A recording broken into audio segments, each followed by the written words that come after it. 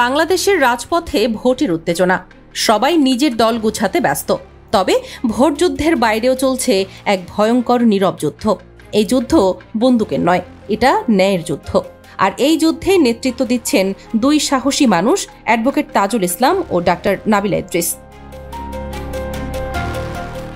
তারা কেউ রাজনীতির খেলোয়াড় নন, তারা আইনের সৈনিক।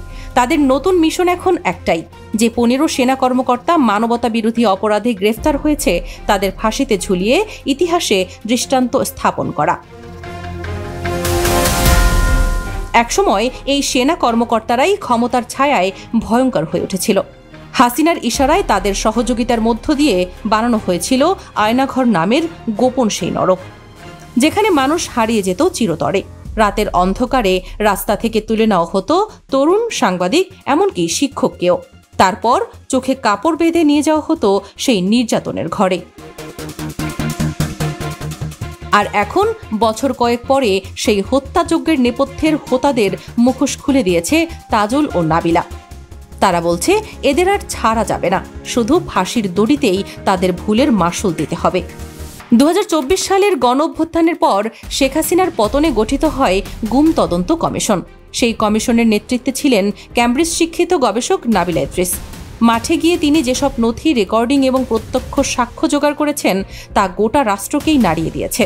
অন্যদিকে আদালতে এই প্রমাণগুলোকে আইনি অস্ত্রে রূপ দিয়েছেন অ্যাডভোকেট তাজুল ইসলাম। তিনি শুধু একজন উকিল নন, তিনি ন্যায়ের যোদ্ধা, যিনি বিশ্বাস করেন অপরাধীর পেশা নয়, তার কর্মই তার পরিচয়। তাজুল এখন একটাই কথা বলছেন, আইনের চোখে সবাই সমান। এই সেনা অফিসাররা রাষ্ট্রের পোশাক পরে রাষ্ট্রের ভেতর গড়ে তুলেছিল আরেকটি রাষ্ট্র। তাদেরকে অবশ্যই ভুলের শাস্তি পেতে হবে। এই কথাই এখন কাঁপিয়ে দিচ্ছে সেনা সদর দপ্তর। অভ্যন্তরে নেমেছে ভয়ের স্রোত। যারা একসময় ক্ষমতার ছায়ায় অপরাধ করেছে তারা এখন পালানোর পথ খুঁজছে, কিন্তু তারা স্পষ্ট জানিয়ে দিয়েছেন পালানোর সময় শেষ। যাদের হাতে রক্ত লেগে আছে তারা এবার ঝুলবে ফাঁসির দড়িতে। মানুষ এখন দেখছে কিভাবে একজন নারী গবেষক আর একজন আইনজীবী একত্রে রাষ্ট্রের এই অন্ধকার অধ্যায়কে আলোর সামনে টেনে এনেছে। নাবিলা মাঠে তথ্য সংগ্রহ করেন, তাজুল আদালতে যুক্তি তোলেন। দুজনের মেলবন্ধনে কেঁপে ওঠে পুরো প্রশাসন। আদালত এখন তাদের উপস্থাপিত প্রমাণ নিয়ে চূড়ান্ত রায় প্রস্তুত করছে। দেশের মানুষ জানে এই রায় একবার বেরুলে তা হবে ইতিহাসের এক নতুন অধ্যায়, যেখানে অপরাধীর পদবি নয়, প্রমাণই নির্ধারণ করবে তার পরিণতি।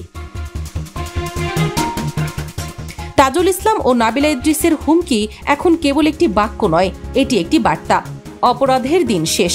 তারা বলেছে, যারা মানুষের জীবনের বিনিময়ে ক্ষমতার দেয়াল তুলেছিল, আমরা সেই দেয়ালে দড়ি ঝোলাবো এবং তাতে ঝুলবে অপরাধীর শরীর, আর জন্ম নেবে ন্যায়ের সূর্য। বাংলাদেশের ইতিহাসে অনেকেই কথা বলেছেন, কিন্তু কাজের দৃষ্টান্ত কম। আজ সেই দৃষ্টান্ত গড়তে চলেছে তাজুল ও নাবিলা। তাদের মিশন এখন কেবল ফাইল বা আদালতে সীমাবদ্ধ নয়, তাদের মিশন এখন রাষ্ট্রের বিবেক নাড়িয়ে দেওয়া। তারা প্রমাণ করছে ক্ষমতার মুখোশ যতই পুরু হোক না কেন, সত্যের আগুনের সামনে তা টিকতে পারবে না।